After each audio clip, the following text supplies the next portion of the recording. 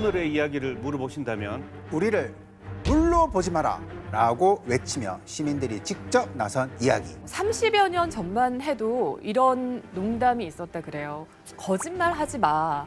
그러다가 물도 사 먹겠다. 그렇죠? 근데 이제는 이 말이 정말 농담이 아닌 현실이 됐습니다. 이렇게 우리 먹는 물 문화를 확 바꿔버린 건 바로 우리 대구에서 있었던 이 일 때문인데요. 지금부터 33년 전 이야기입니다. 대구 시민들이 경험한 사상 최악의 환경사고였습니다.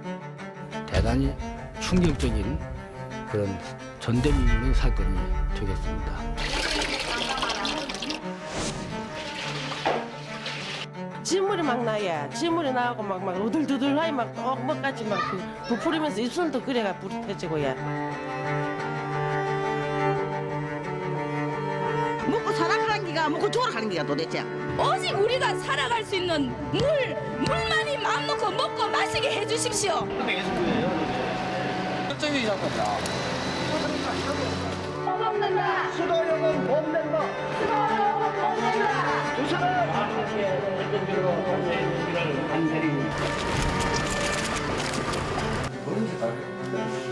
송구스럽고 짝이 없다는 말씀을 다시 한번 드리고자 합니다.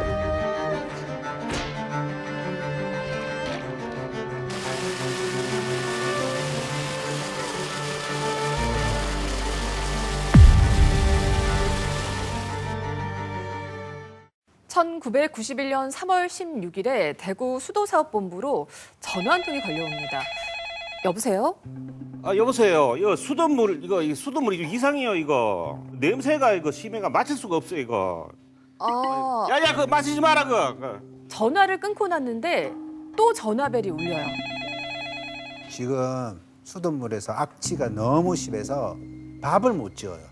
이걸로 밥 짓다간 다 죽게 생겼어. 악취 때문에 견딜 수가 없다라는 전화가 수백 통이 잇따라 걸려옵니다. 도대체 대구의 수돗물에는 무슨 일이 있었던 걸까요? 당시에 이 수돗물 냄새를 생생하게 증언해 주실 분이 이 자리에 계시거든요. 장관님, 예. 당시 기억하시죠? 수돗물 냄새가 어느 정도였어요?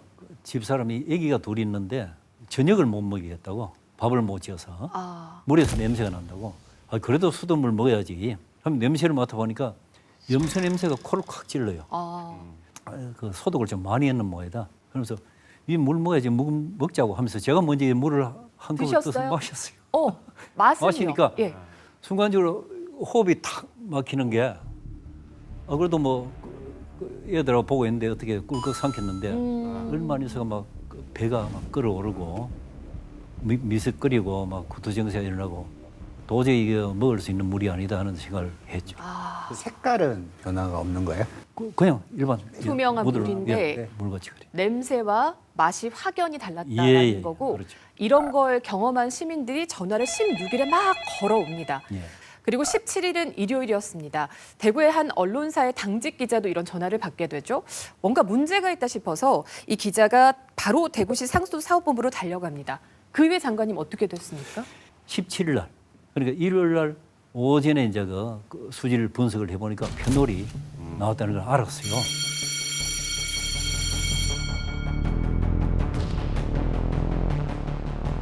먹고 살아가는 기가 먹고 죽어가는 기가 도대체.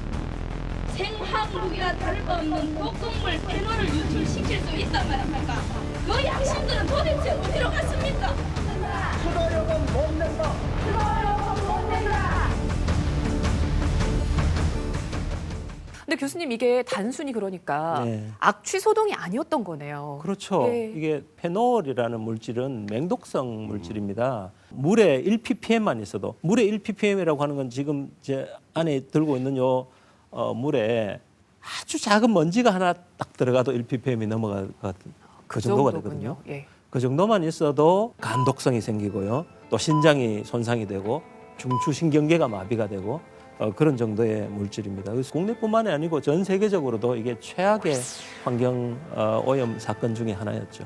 이게 이 공장에 있어야 되는 거 아닙니까? 공장에서 쓰고 이렇게 할 것 같은데 수돗물에 들어가 있었던 이유가 뭐죠? 그게 뭔가 유출이 된 거겠죠. 그래서 이제 지금 알려진 정확한 사실로는 구미공단에 있는 D전자에서 페놀 원액 저장 탱크에서 페놀 수지로 넘어가는 그 파이프관이 있는데 그 파이프관이 파열이 되면서 30톤의 페놀이 유출되었다라고 합니다. 그 페놀이 옥계천을 거쳐가지고 대구의 상수원이 다사치수장으로 흘러갔고 그게 결국 수돗물로 공급이 되는 어처구니 없는 일이 벌어졌던 거죠.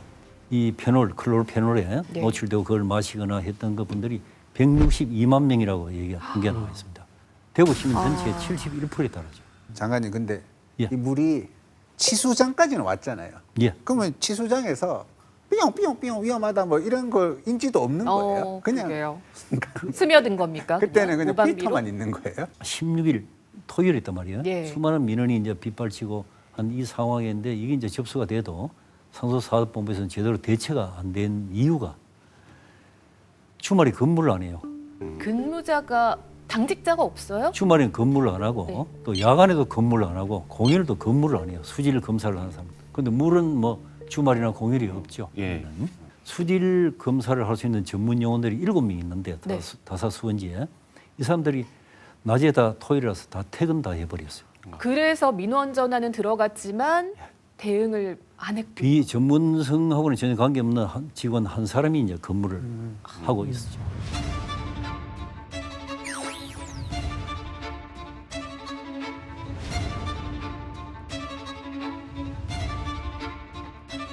폐수, 방류 사실을 사전에 충분히 감지하고 막을 수 있었음에도 불구하고 이것을 그저 직무를 태만히 하거나 소홀히 해서 놓쳐버린 대구시 수도관계 공무원 1명을 입건을 한 바 있습니다. 참 이게 상수도 관리에 명점이 이런 총체적인 어떤 그 난맥상이 드러나는 그런 사건이었죠. 나중에 이 사건 경위를 기록한 백서를 보면 아까 장관님 말씀처럼 이 근무자가 수돗물에서 악취가 난다고 자꾸 신고를 하니까 이걸 처리할 수 있는 방법이 자기 입장에서는 이 염소 소독을 하는 수밖에 없었던 거죠. 그러니까 염소를 더 과하게 넣었던 겁니다. 근데 문제는 이 염소 때문에 악취가 수백 배나 더 심해졌던 겁니다. 아, 원인이 뭔지 아직까지 명확하게 네. 확인되지 않은 상황에서 네네. 일단 소독제인 염소를 넣은 거예요? 그렇죠. 사실은 염소는 원래는 정수에 쓰는 안전한 물질이거든요. 강력한 살균제기도 하고 예. 또 소독제기도 하고. 그러니까 작업자 입장에서는 이 경험이 많이 없는 상황에서 예. 수돗물에 악취가 난다고 하니까 이게 이제 부패를 했다든지 미생물이 발생해서 그렇겠구나라고 판단을 하고 그러면 염소를 넣으면 이게 깨끗하게 제거가 되니까 염소를 넣었던 거죠. 예. 넣어도 뭐 자꾸 안 없어진다고 자꾸 전화가 오니까 더 많이 넣고 더 많이 넣고 뭐 그렇게 했던 것 같습니다. 문제는 이 페놀에 이 염소를 넣은 게 더 사태를 그렇죠. 심각하게 만드는 거네요. 그 페놀이 염소화 페놀, 클로로페놀, 또 클로로페놀도 종류가 많습니다. 그런 걸로 바뀌게 되었고 그런 놈들은 페놀도 냄새가 심하지만 네. 클로로페놀은 약 한 500배 이상 냄새가 악취가 심합니다. 그런 게 이제 수돗물에 섞여 들어갔으니까 오히려 더 막 냄새가 증폭이 됐죠. 아파트 단지와 대구 시내 곳곳에서는 페놀로 오염돼 악취가 나는 물을 빼내느라 난리였습니다. 제가 듣기로 이 페놀이 생각보다 좀 끔찍한 물질인 것 같은데 그 옛날에 그 히틀러 나치가 네. 막 장애인을 학살하고 막 그랬었잖아요. 그렇죠. 그때 이 페놀이 사용됐다고 들었거든요. 그러니까 페놀이 살에 닿으면 살이 그대로 타버립니다. 염산도 그렇지 않습니까? 예. 더 위험한 거는 염산은 그나마 타면서 이게 좀 없어집니다. 분해가 되고. 근데 페놀은 우리 몸에 닿으면 없어지지 않고 계속 타 들어가게 되거든요. 이게 굉장히 위험한 물질이 맞습니다. 그러니까 이걸 주사를 놓는다면 어떻겠습니까? 내부가 다 타버리는 거죠. 또 DNA에도 직접적으로 영향을 줍니다. 이 암 발생을 시키죠. 아주 독한 그 발암 물질이 되는 겁니다. 이 수돗 물질에 이런 정도의 독한 발암 물질이 섞여 있다는 것은 지금으로서야 뭐 상상이 불가능할 정도라고 말씀드릴 수가 있습니다. 그런데 이런 물질이 어쨌든 수돗물에서 생성이 돼버렸어요. 염소랑 그렇죠. 만나면서. 그렇죠. 근데 이게 뭐 어디 가정뿐이겠습니까? 뭐 사람 모이고 사는데 물 안 쓰는 곳 없잖아요. 그러니까 피해 사례가 얼마나 다양했겠습니까? 진물이 막 나야. 진물이 나고 막 우들두들하이 막 떡먹같이 막 부풀으면서 입술도 그래가 불이 터지고야. 전부 다 다녀요. 다녀오나 이상하다 처음에 배탈 났나 했더만은. 근데 열이 올랐다 내리고요. 그리고 막 설사를 잘잘 물구치 막 그렇게 해서 하고 뭐라도 들어가면 그대로 막 올려버리거든요. 뭐든 자꾸 먹으니까 냄새가 나서 막 역겹고 꾸역질이 나서 먹지를 못해요. 배가 아프고 설사가 나가지고 난 내 혼자만 그런 거 알았더니 우리 아들도 아침에 일어나더니 설사 난다고 물관계 때문에 설사 난다고 그러는데 이게 바로 대구 시민들이 1991년 우리 대구에서 직접 겪은 이런 피해 사례들입니다. 이 당시에 제가 겪었던 걸로 가장 가슴 아팠던 그 일들은 임산부 피해였어요. 이때부터 이제 이 페놀 피해 임산부들의 참 눈물겨운 그런 거 투쟁이 이제 시작되는 거죠.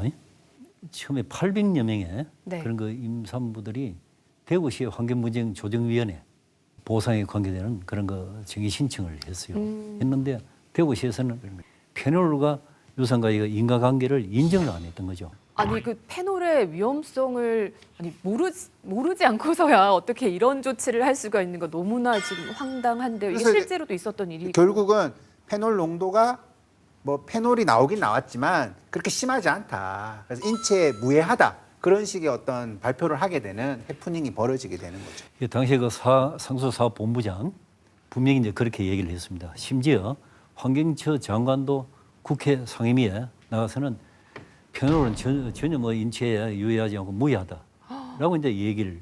사실 그 음용수 기준은 0.005 ppm이었어요. 근데 네. 시에서 그 16일 날 낮에부터 그 물을 먹었는데 17일 날 새벽이 이제 3시 반인데 이때쯤에 페놀 그 수돗물을 분석해서 보니까 페놀이 섞였는데 0.003이었어요. 이렇게 해서 음용수 기준인 0.005보다는 좀 낮다고. 떨어졌다라고 이제 발표를 했던 건데 원수를 취소해서 분석을 했는데 이때 시점은 이미 페놀이 우리 하류로 떠내려간 그런 시점이에요. 이 민감한 사람이 페놀을 냄새를 맡고 냄새를 감지할 수 있는 농도가 약 한 0.04 ppm 정도가 됩니다. 그 정도 되면 이제 맡을 수 있군요. 맡고 이상하다라고 인식을 할 수 있다는 거죠. 네. 이 많은 시민분들이 신고를 한다는 것은 이미 그 당시에 수돗물 안에 0.04 ppm 이상은 있었다는 거죠.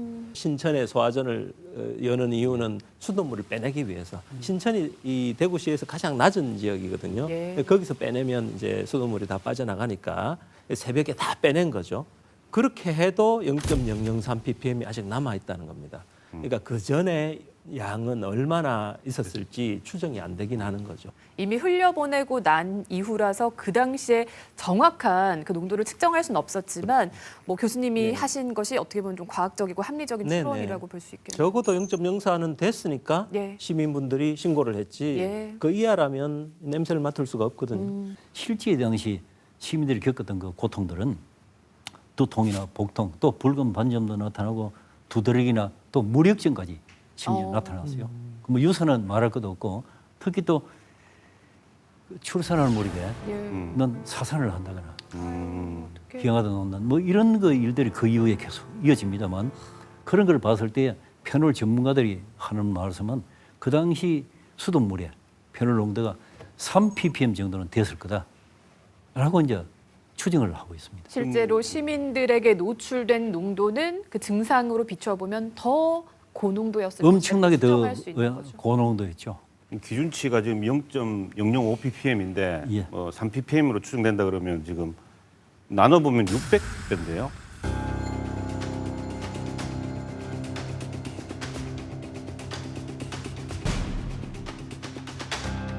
그렇게 해서 이제 대구 지방 그 환경조정위원회, 분쟁조정위원회에서 여기에 만족치 못한 분들이 처음에는 800명이었습니다. 그다음에 중앙 환경분쟁조정위로 이제 갑니다. 예. 할 때는 800명에서 60명으로 떨어져요. 여기서도 인과관계가 인정이 안 되고 그래서 마지막에 이제 92년도에 16명의 그 피해 임산부들이 남아서 이제 민사 소송이 들어가게 되는 거죠. 이게 이제 2년 정도 재판 소송을 끌다가 네. 1995년 2월 28일에 판결이 나는데 조정 판결이 납니다. 조정 판결이 납니다. 그래서 D전자는 1억 2천만 원을 페놀 피해 임산부 모임에 지급을 하고 대구시는 위로 금조로 2천만 원을 지급을 하라라고 판결이 나오는데 단서가 D전자는 대기업으로서의 사회적 역할을 감안하여 뭐 이 정도만 하라라고 나오고 가장 결정적인 이 조정의 문구가 나옵니다. 어떤 거냐면 단 B전자와 대구시가 페놀 사태에 대한 법률적 책임을 시인한 것은 아닌 만큼 당사자 쌍방은 물론 어느 누구도 이 조정 결과를 가지고 페놀 사태의 법적 책임의 조건부 범위에 대한 근거로 삼을 수 없다라고 판단을 하게 됩니다. 그러니까 이제 어떤 말이냐면 됐다, 그만해라 이런 거죠. 이 정도로 끝내라. 누구 책임인지 묻지 말고 그냥 끝내자. 그러니까요. 사실 2년을 기다렸고 내 몸이 증거고 또 내가 품었던 그 새끼 때문에라도 이거 포기할 수 없었을 것 같거든요. 근데 이런 뭐 법적인 책임 묻지 말아라, 뭐 인과관계 인정할 수 없다 이 말을 들었을 때 저는 약간 좀 눈물이 납니다. 그 얼마나 애간장이 타들어가는 왜 페놀이 그 태운다라고 하셨는데 결론적으로는 당시 법률적 판결의 근거가 피해자들이 마신 페놀의 농도를 알 수가 없으니까 태아에 영향을 미쳤다고 할 수도 없지 않느냐. 뭐 알 수가 없다. 법적으로는 아마 이게 증거가 없으면 처벌하지 못한다는 그런 증거 불충분. 내용 같습니다. 증거를 중요시하는 이런 법적인 면에서는 충분히 이해가 됩니다만은 이걸 과학자인 저에게 물으면 사실 과학에서는 이런 논리가 받아들여지지가 않거든요.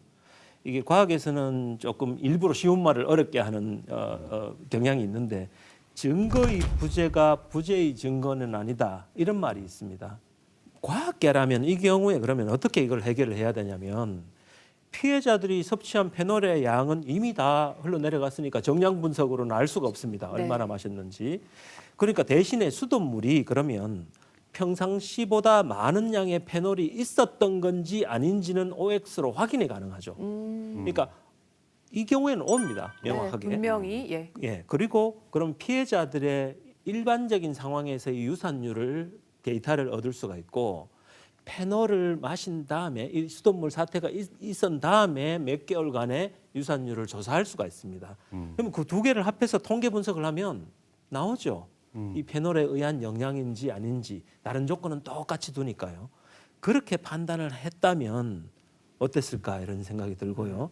그래서 사실은 이 판결에서 페놀의 농도를 알 수 없으니까 영향이 있었는지 없었는지 알 수 없다라고 이렇게 단정 짓는 것은 법리적으로는 그럴 수 있겠습니다만은 적어도 과학적으로는 성립하는 논리는 아니죠.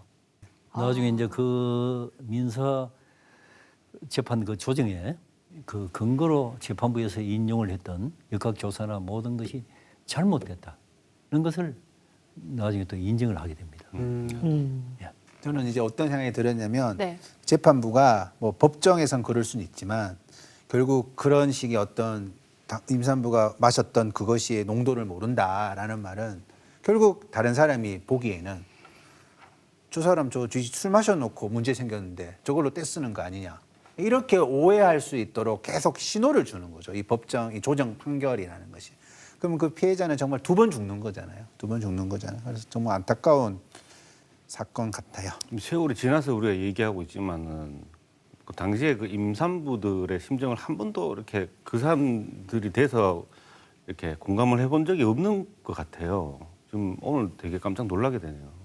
사회적으로 또 심지어는 가족들 속에서도 이 임산부 피해 임산부들에게 막 이런 음해와 공격이 막 들어가고 있었어요. 가족들은 왜요? 뭐 어떤 얘기를 했을까요? 여성이기 때문에 집 밖에 너무 많이 나다닌다. 목소리를 너무 내지 말아라.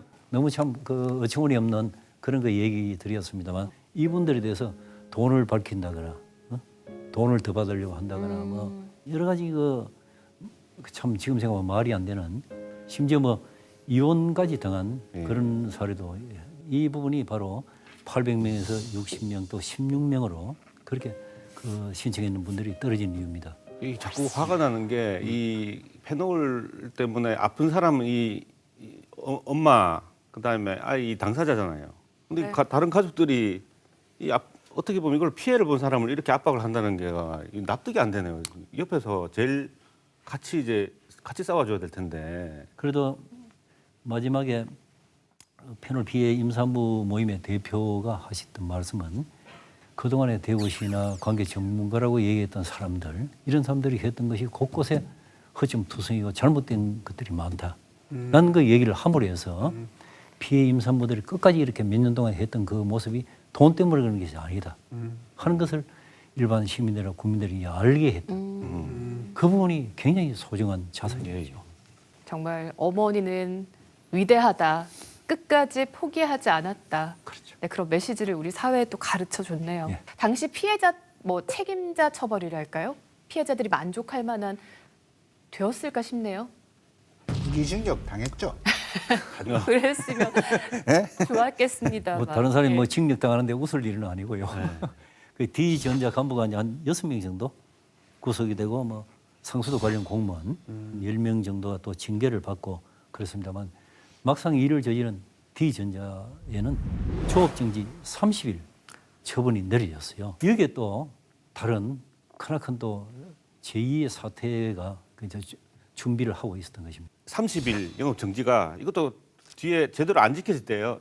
D전자가 이 전기 회로 기판 이거 만드는 데잖아요. 이 공급에 차질을 생겼다고 이 정부한테 이 공급 어떡하냐 이러면서 막 선처를 막 이렇게 부탁을 했다고 하고요. 그걸 또 재계에서도 이것 때문에 수출길 막 막히면 큰일 난다 이러면서 같이 막 이렇게 부추기고 4월 8일 그 환경처의 행정심판위원회에서 전자업계의 수출 타격과 함께 현지 확인 결과 사고 재발 대책이 완비되었음을 이유로 완비되었나요? 조업 정지를 17일 만에 해제합니다. 아니 진짜 무시. 대구 경북 시민을 진짜 무시하는. 어떻게 이럴 수가 있는지. 진짜 되짚어 볼수록 기만적이에요. 정말 너무 참. 그 뒤에 어떻게 화가 됐을 것 납니다. 같아요? 더 큰 사태가 터졌죠. 당연하죠. 예.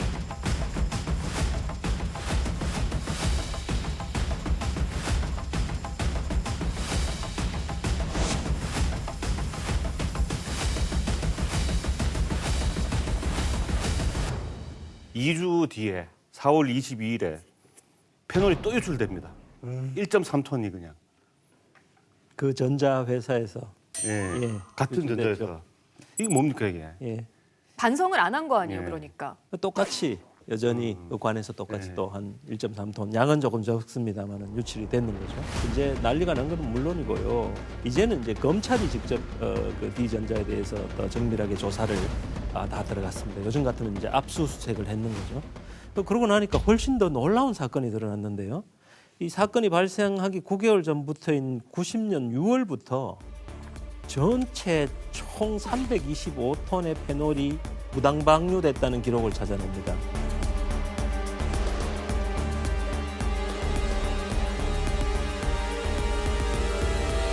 나는 항상 느꼈는데 뭐 이렇게 그릇 씻고 나면은 항상 손에 냄새가 나더라고요. 그런데 뭐 그 락스 냄새 그런 건 줄 알았지. 뭐 이거 폐수가 흘러나와서 그런 줄은 전혀 몰랐잖아요.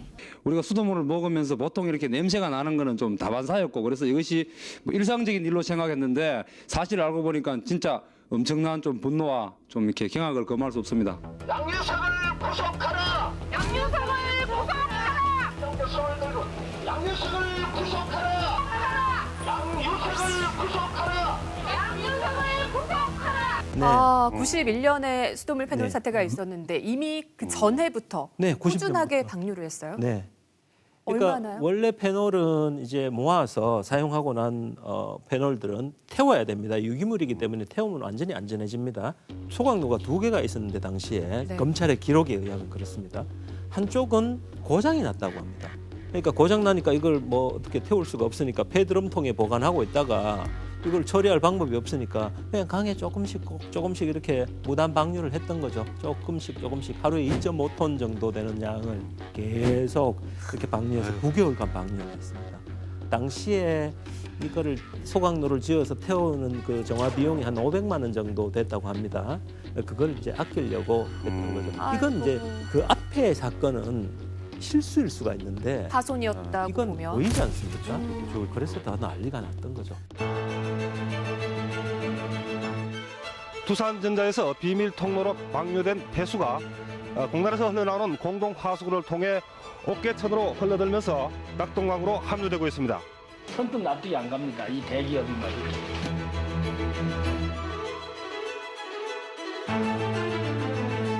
대기업에서 하루 다니고 그건 뭐 일주일이 아니고 열흘도 아니고 그건 몇 달 전부터 계속 이상한 악취를 풍기는 그런 폐수를 방류한 것을 묵과할 수 있다는 것은 우리가 한 시민으로서는 참을 수가 없어요. 그것도 저 소기업체도 아닌 대기업체에서. 그러니까 우리는 두산에서 나오는 이건 뭐지 아무리 좋다 해도 우리는 두산에서 나오는 음식 뭐 식품은 절대 안 먹기를 합니다.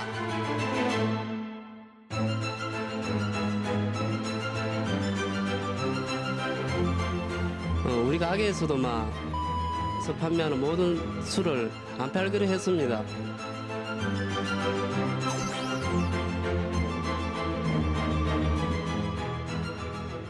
이때 당시도 실제로 이제 신문 기사 보도를 해보면 2차 이 사고 때 네. 중앙지에서 굉장히 이거를 크게 보도를 하면서 어떻게 이런 일이 또 나타날 수 있냐라는 식으로 보도를 했더라고요 보니까. 그럼 막 벌금을 왕창 때리든지 뭐 그렇게 해야 재발 방지가 안 되는 거 아니겠어요 이게? 이 디전자와 또 정부의 책임 묻는 이 분위기 더 거세졌을 것 같아요. 어떻게 처리됐습니까? 1만 3천여 명의 피해 시민들이 예. 전체 170여 건 피해 보상 요구를 했습니다. 여기서 D전자가 14억 원, 1인당 한 11만 원 정도의 그런 그 보상도 아닌 그런 보상금이라고 그렇게 이제 내놓고 했습니다만 D전자로 봐서는 전혀 사회적 책임을 하지 않았다라고 이제 생각할 수밖에 없습니다. 이게 정말 뿌리 깊은 불신을 심은 거거든요. 이 사태로 인해서 더 이상 우리 국민들이 수돗물을 안전하게 마실 수 없게 됐다라는 거 이거 아니겠습니까? 이 페놀 유출 사건으로 이제 본격적으로 물을 사 먹는 시대가 이제 시작된 거죠. 참담한 시민들이 이렇게 약수터로 몰려들고 있습니다. 지금 아줌마 지금 물 뜨는데 지금 몇 시간이 걸렸습니까? 2시간도 더 거드리고 의향만 3시간 4시간 기다리게.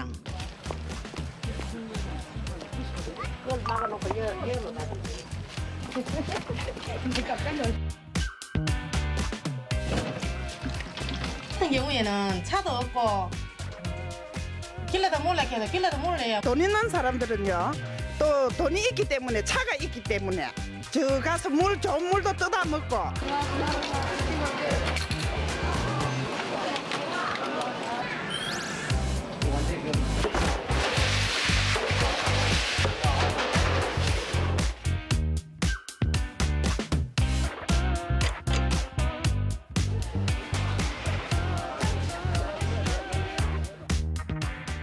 그 이전에 우리 뭐 어렸을 때 이렇게 보리차 끓여서 그 오렌지 주스 비병에 이제 담아서 먹고 하여튼 그런 게 문화였는데 예. 그 문화가 이때부터 다 끝나버린 거죠. 그 제가 초등학교 때는 웅동하고 수돗물 열어 먹고 했거든요. 근데 제가 오늘 생각이 나니까 그날 이후로 한 번도 마신 적 없어요. 수돗물을 그냥 들어가지고 마신 적이 단 한 번도 없는 거예요. 30년이 넘도록. 생수 판매가 그 당시에는 불법이었다고는 하던데 그때 이후로 이렇게 막 생수 업체마다 막 전기 배달이 막 주문 막 쇄도하고요. 그 당시 이제 기사를 보면은 생수값이 경유값보다 600원 이상 더 비싸게 됐다라는 그런 내용도 있는데 기억이 나는데 그때 되게 충격이 컸죠. 물을 사 이게 먹는 물이 기름값보다 비싸다. 그러니까 당시에는 물을 사 먹지 않던 시대였고 뭐 심지어 불법이었다고 하니까요. 안전한 먹는 물 문화에 페놀 사태가 찬물을 끼얹은 거라고 볼 수가 있겠군요. 당시에 이제 물을 돈 주고 사 먹는다 그러면 농담으로 생각하던 그런 시절이었지 않습니까? 지금 만약에 우리가 이 호흡하고 있는 공기를 돈을 내고 호흡을 하라 그러면 농담으로 생각하는 거죠. 요 사태 이후에 국민들이 가만 안 하셨죠. 당연히 아침마다 아까 말씀하신 대로 깨끗한 물을 얻으려고 저도 기억이 납니다.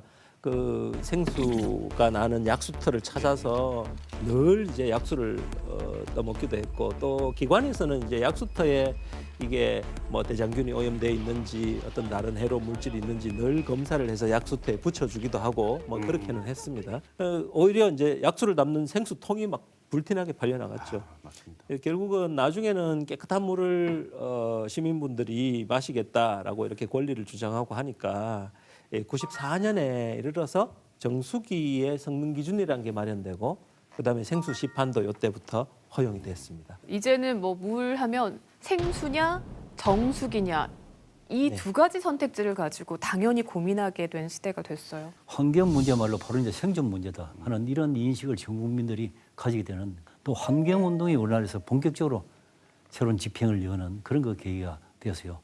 94년도에는 환경처가 이제 환경부로 성격을 하는, 됐군요. 예. 환경의 어떤 질을 추구하는, 양이 아니고 질을 추구하는 이런 그 시대로 본격적으로 접어드는 그런 그 계기가 되었죠. 그렇다면 지금의 낙동강은 과연 안전한 것인가? 이 질문을 또 안 할 수는 없거든요. 그냥 마셔도 막 되는 거죠. 그랬으면 얼마나 좋을까요? 낙동강이 현재 뭐 절대로 안전하다고 할 수가 없습니다. 여름철에 그러니까 녹조 대발생, 부영양화 문제, 낙동강이 특히 부영양화가 심각하지 않습니까? 우리나라 강 중에. 이게 한번 발생하게 되면 강에 있는 이 산소들이 다 소비가 되어버립니다. 강 안에서 산소를 먹고 살던 생물들이 전멸을 하는 수준으로 없어져 버리기까지 하거든요. 당연히 이 전체 강 유역에 있는 생태계 균형이 완전히 파괴되는 것을 저희가 몇 번이나 관찰을 했고, 그냥 녹조가 눈으로 보기에 안 좋다, 뭐 비린내가 나서 안 좋다, 그것뿐만이 아니라 녹조 중에서 사이아노박테리아라는 이 특별한 놈들이 있습니다. 이놈들이 아주 고약한 놈들인데 이놈들이 독소를 분비하는데요. 마이크로시스틴이라는 이런 환경 독소를 분비합니다. 알려져 있는 환경 독소 중에 두 번째로 위험한 독소입니다. 처음에는 간 독성이 있다 이렇게 알려졌는데 최근에는 생식계나 이런 신경계 독성도 있다는 것이 이 최근까지 중국에서의 연구 때문에 이런 게 많이 알려지게 됐습니다. 그게 공기 중으로 네. 떠서는 지역적으로는 뭐 미국 같은 경우는 한 4km 맞습니다. 인접 지역으로 다 퍼지는 거예요. 예. 물만 문제가 아니고. 그러니까 물에 있는 그 독성 물질이 마이크로시스틴하고 에어로졸 형태로 네. 그렇죠. 퍼진다라는 예. 4km나. 그렇죠. 이게 물에 가까이 가면 물 냄새를 저희가 맡을 수 있지 않습니까? 예. 그 물 안에 있는 그 에어로졸이 발생해서 우리 코로 들어오기 때문인데 그게 우리에게 영향을 미치는지 안 미치는지 영향을 연구를 많이 하고 있습니다. 결론적으로는 영향을 미칠 수도 있다 이런 결론이 지금 나고 있죠. 그래서 외국에서는 그 녹조가 너무 심할 때는 레저 활동 같은 것도 못하게 네, 절대 못하게. 예, 금지하고 하잖아요. 아니 그거 이제 뜰채로 이렇게 걷어내고 그러는 게 아닌 모양이죠. 아니 발생을. 녹조를 걷어내서 제거할 수 있는. 제가 이제 주변 지인들이나 뭐 기회가 있을 때 강연이 있을 때마다 하는 얘기인데 녹조가 이렇게 눈에 보일 정도로 발생을 하면요 가까이 가는 게 아닙니다. 거기는. 예, 그 독소가 있는데 거기를 일부러 가까이 갈 이유가 없죠. 만약에 채취를 가야 된다면 완전히 방어구를 갖추고 이렇게 가야 될 정도이지 그냥 파란색 녹조가 끼었네 그저 식물이 조금 더 파랗게 더 자랐네 이 정도로 대할 내용이 아닙니다. 또 하나 우리 대구 시민들이 그야말로 밤잠을 주무시지 않으시더라도 경각심을 가지고 지켜봐야 될 것이 있습니다. 또 어떤 놈인가요? 대구뿐만 아니고 1,300만 영남 주민들의 식수원이 낙동강이잖아요. 예. 이 낙동강 최상류에 수포 재련소라고 혹시 얘기 들어보셨어요? 기업이요. 예. 아연 재련을 하고 또 황산을 제조하는 그런 그 회사입니다만 이 반세기 넘는 동안에 수많은 그런 그 불법적인 환경 오염, 환경 파괴 행위를 저지르고 있는 그런 그 기업입니다. 공장 부지나 그 지하수나 인근 하천 또 그 수포 지역의 농산물 또 수포 지역 주민들의 혈액 속에 카드뮴에 대한 얘기입니다. 카드뮴. 그리고 심지어 수포 초등학교 화단에까지도 카드뮴이 다량이 나왔는데 그게 그 곳에 따라서는 수십 배에서 수만 배 기준치를 벗어나는 그런 그 카드뮴이 나오고 있고요. 1급 발암물질인 카드뮴 농도가 공장 안은 최대 33만 2천여 배, 하천변은 최대 16,000여 배 넘게 나타났는데 환경부는 공장의 유해 물질이 공공수역, 즉 낙동강에 유출되고 있다고 판단했습니다. 그뿐만 아니고 아연이나 비수나 수원이나 이런 중금속도 같이 이제 나오고 있어요. 또 환경부의 조사는 석포 재련소 하류에서부터 그 안동댐까지 지금 대구에서는 뭐 안동댐으로 식수원을 상수원을 옮기자, 치수원을 옮기자는 얘기가 있습니다만 이 안동댐도 퇴적물이 한 3m 정도 쌓였어요.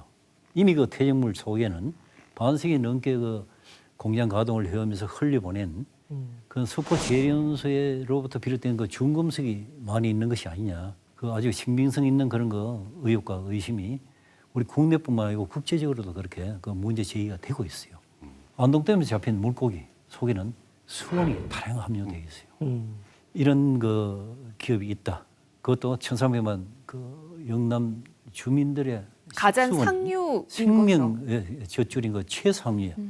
굉장히 이제 이런 사건이 하나씩 터지면 네. 다시는 이런 일이 생기지 않을 것처럼 뭔가 제도가 마련되어야 될 것 같지만 사실 페놀 방류도 아직도 종종 등장을 하고 있다고 합니다. 그래서 이제 얼마 전에는 어떤 대기업에서 페놀 등의 오염 물질이 포함된 방류를 한 번 사고가 아니고 계속 몇 년간에 걸쳐서 지속적으로 방류를 해서 1,509억 원의 가진금을 받은 적이 있었거든요. 그 근처에서는 암 환자가 발생을 하기도 하고 그러면 뭔가 우리가 다시는 이런 일이 생기지 않는 사회적 제도와 장치가 존재해야 되는데 여전히 없다. 이런 생각을 또 할 수 있을 것 같아요. 예, 우리 지역도 마찬가지입니다. 김천에서 지난해 그 건설 현장인데 쌓아놓은 그 폐기물에서 침줄수가 흘러나왔고 여기에서 이제 페놀 때문에 지하수가 오염이 됐습니다. 기준치의 무려 45배였다고 하거든요. 근데 이런 또 그 방치 매립장이 성주,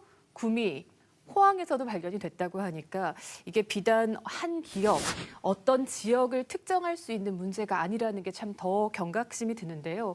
성주 그 산업단지 내에 이런 거 산업 폐기물을 처리하는 그 업체가 있습니다만 이 업체가 지금 1만 7천 톤의 산업 폐기물을 지금 처리를 못하고 있어요.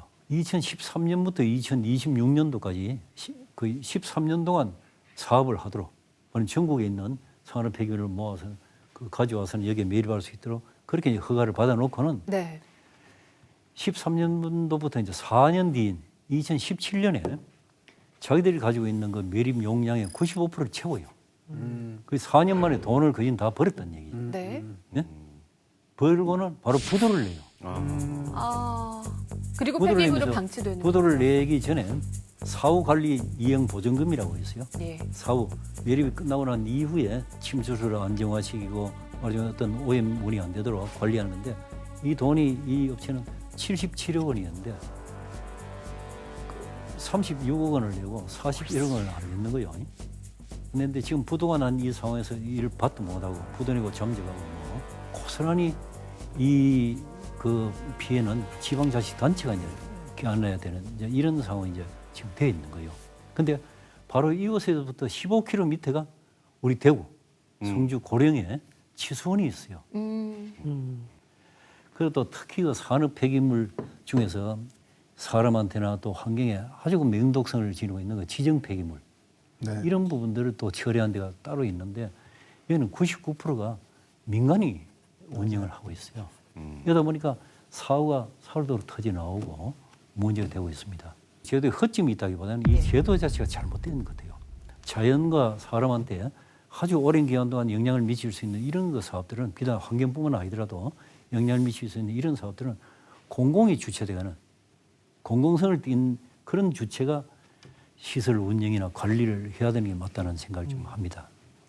기업의 이윤을 위해서가 아니라 그렇죠. 우리 모두의 안전을 벌면 위해서. 튀고 예. 그 먹튀하는 거 있잖아요. 그죠? 바로 그런 현상이 막 벌어지고 있어요. 사실 지금 장관님께서 말씀해 주신 이런 게 선거 기간이 되면 가장 큰 이슈가 되는 것이 원래 사회적 상식이죠. 예. 그렇죠. 근데 이런 거는 와닿지 않거든요. 와닿지 않거든요. 그래서 아마 장관님은 경험을 하셨을 수도 있는데 우리 대부분의 국민들이 뭐 경제부총리, 그것도 부총리야, 교육부총리 이런 사람을 자주 TV에서 보고 이해를 하고 환경부 그거는 좀 뭐 살만한 사람들이 하는 뭐 우리나라도 선진국이 좀 되었다. 그러니까 심각하게 예민하게 받아들이지 않는 것 같아요. 환경 소중한데 딱 10초만 소중한 거예요. 그러니까 아직도 그 얘기하냐? 먹고 사는 게 바쁜데? 아마 그런 것이 이런 어떤 어처구니 없는 일들이 계속 반복적으로 나타나는 그러니까 환경을 되게 대수롭지 않게 여기는 어떤 정서 이런 것들이 굉장히 많은 것 같아요. 우리가 가장 급한 문제라고 생각을 안 하고 항상 환경 문제는 좀 부차적 문제, 급한 문제 해결하고 나서의 문제라고 저는 생각하는 경향이 있는 것 같아요. 제가 이제 환경운동을 쭉 하면서 가장 그 좀 긴요하게 필요하게 느꼈고 또 아쉽게 느꼈던 것이 국민들에 대한 정치 교육입니다. 예. 정치라는 게 꼭 그 여의도 거기만 입성해야만 하는 게 아니라 정치는 경제도 당기고 사회 뭐 여러 가지 당겼지만 그 환경도 중요한 그 한부에 당기는 거거든요. 예. 또 내가 살는 지역 사회 환경 정책이 어떻게 되는가 하는 것을 보고 거기에 또 사람들이 관심 있는 사람들이 모여서 토론도 하고 그건 어릴 때부터라도 그렇게 하고는 또 그걸 이제 공동으로 문제 제기를 하고는 이런 사회적 공론과 대화의 장을 어릴 때부터 만들어줘야 돼요. 그렇지 않고 개별적으로 큰 사람이 머리 다 크고 난 이후에 너 이런 거 관심 가져라 해봐라 할 때는 이미 가정도 가지고 자기 개인 삶 살기도 바쁜데 내 지역사회 뭐 또 우리 시 이런 거 생각할 겨를도 없어요. 조직교육 속에서 같이 살아가는 공동체 속에서 내가 어떤 역할을 할 것인가 그건 정치적인 마인드를 부여해야 되는 겁니다. 정치적 교육을 시켜야 돼요. 요즘에는 그 스웨덴의 그레타 툰베리도 있고 학생들도 그래서 기후 파업이라고 적극적으로 그렇죠. 또 환경에 대한 경각심을 자신들이 할 수 있는 수단으로 또 표현하기도 하잖아요. 시민들이 실질적으로 환경 문제에서 할 수 있는 일은 스스로가 뭘 고치겠다고 생각하지 말고 안전한 환경에 대해서 요구를 하는 겁니다. 방송을 보고 요구를 하고 이게 문제가 있는 거 아니에요라고 또 시민의 품격 방송을 보고 기관에 연락도 하고 하는 그런 일들을 계속하면 환경 문제가 좀 개선이 되지 않을까 그렇게 생각이 됩니다. 물이라는 것이 모여서 강이 되고 또 바다가 되지 않습니까? 우리 시민들의 관심도 이렇게 좀 넓게 확대가 돼야겠다는 생각이 듭니다. 그 시작이 또 오늘 우리가 나눠본 가장 또 중요한 물이 아닐까 싶은데요. 저는 오늘 방송이 계속 시민의 품격인데 정말 시민의 위기다. 위기다라는 생각이 들 정도로 그렇게 무서운 생각이 많이 들었었거든요. 그래서 우리가 그 위기를 정말 직시하고 정말 예방하고 후손들에게 떳떳할 수 있는 사람이 되려면 그게 우리가 그 방법을 고민하는 게 시민의 품격이지 않을까 이렇게 생각합니다. 우린 지금 강을 살리려고 하는 것이 아니라 치수원을 바꾸려고 하고 있죠. 네? 이거는 환경오염을 극복하는 것이 아니라 환경오염을 회피해가는 겁니다. 이래서는 안 된다는 생각이 듭니다. 그래서 정말 우리 소중한 물 앞으로도 영원히 깨끗한 물을 우리 시민들이 마실 수 있는 그런 나라가 되었으면 하는 바람의 말씀을 드려봅니다. 한 점 부끄럼 없는 투명한 마음으로 우리 미래 세대를 위해서 그리고 당장의 나의 생활부터 조금씩 변화해 나가야겠다 싶습니다. 자, 오늘 시민의 품격 여기까지고요. 다음 주에도 시민의 품격을 높일 만한 우리 지역 가까운 이야기를 들고 돌아오겠습니다. 감사합니다.